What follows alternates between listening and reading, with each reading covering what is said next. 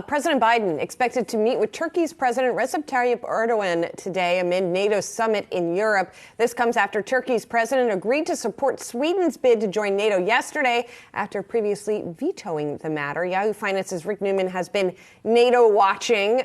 So, Rick, what's your takeaways from this latest year? This was a surprise, right? Turkey had been resistant to this, and now coming out and looks like supporting Sweden.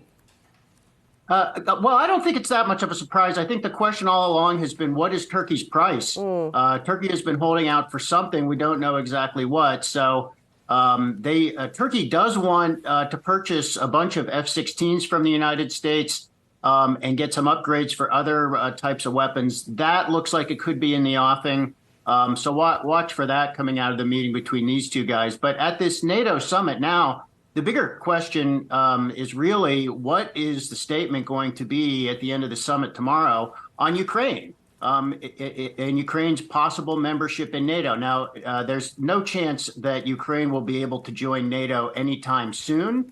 But the thinking is that once there is some end to the Russian invasion of Ukraine, that would be the moment where Ukraine might be able to join NATO. So what to look for now is there a clear statement saying this is when Ukraine will be able to join NATO, or is it more of a vague statement that just seems to be putting it off indefinitely? And this is a big deal because let's remember, I mean, part of the reason that Russian President Vladimir Putin said he needed to go to war in Ukraine in the first place was the encroachment of NATO. Ukraine was not a NATO member, obviously, when that happened, and it could end up being a NATO member right on Russia's doorstep. So that's the big thing to watch here. What would investors be most wise to pay attention to with regard to this NATO summit, Rick?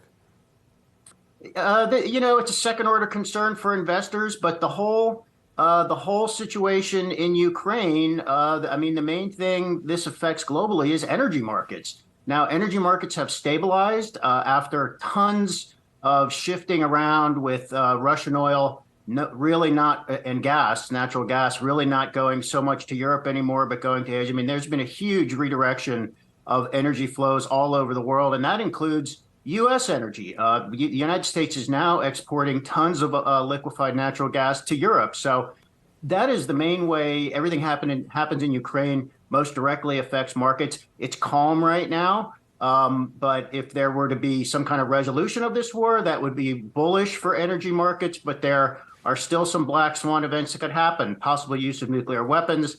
There's concern that Russia could damage or blow up this nuclear power plant and all kinds of other unforeseen things. So unfortunately, this is probably going to go on for months, well into 2024.